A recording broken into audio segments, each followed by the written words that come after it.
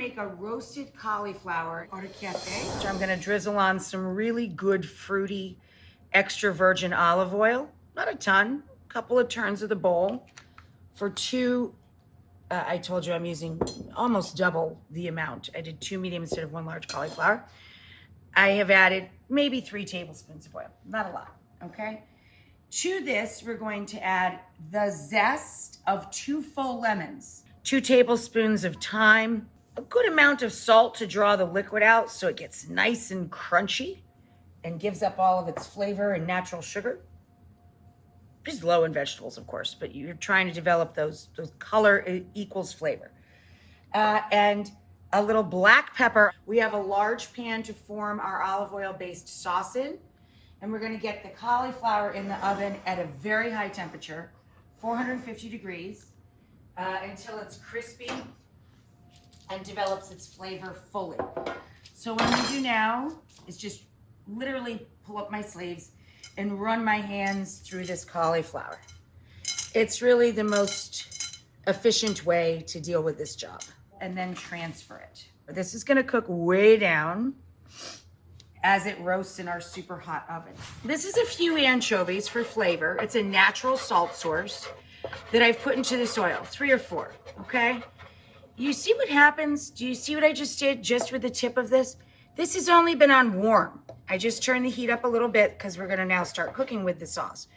But do you see what happened? It literally turned to mush. It went away, it dissipated. Now I'm using Calabrian chili paste, a spoonful, as you can see, in the pan combining with that. Can you show them the pan?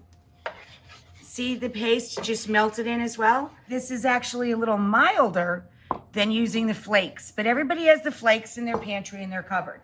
So you want a teaspoon of flake or a big rounded teaspoon or 2 if you're measuring, but you shouldn't, of the Calabrian chili paste per the 8 to 12 ounces of pasta per the whole head of cauliflower. So in our pan here, now I'm bringing the heat up to medium and it's starting to bubble. So now I'm gonna grate in my garlic. And this is exactly aglio olio. All I add to this is pasta and parsley. We're going to also add a few capers to our dish. A few tablespoons. These are capers in brine, of course, so all I have to do is drain off a little of their brine.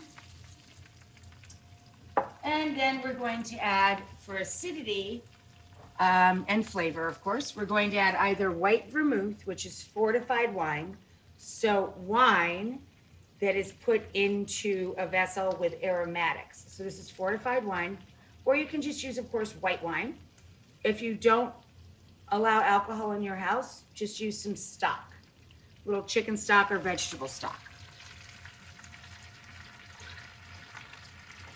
Now, you can buy fresh orecchiette or dry. Regardless, you want to cook it 1 minute less than the package direction. What is going on with that weird piece of hair, huh? We want to cook it 1 minute less because of carryover cooking. So we drop that in. Here's our cauliflower. How great does that look? Yum. I added the cut lemons to the tray. And this went about 20 minutes and it looks just about perfect. See, nice and crispy at the edges there. We are making half now and half later, so I think I'm going to put half in to our sauce now because clearly the back of the tray got a little crispier than the other half. I'm going to throw the rest back in the oven. This is what you would be making at home in the correct amount because I'm going to use half the tray. Okay, now we're going to add our little bit of pasta. We're going to add 1 cup parsley, a little Parmigiano Reggiano, cheese, of course, and the juice of our roasted lemon and our starchy cooking water, the magic liquid that marries everything. Turn the stove off.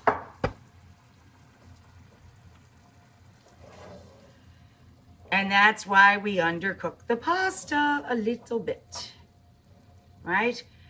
Because of the carryover cooking.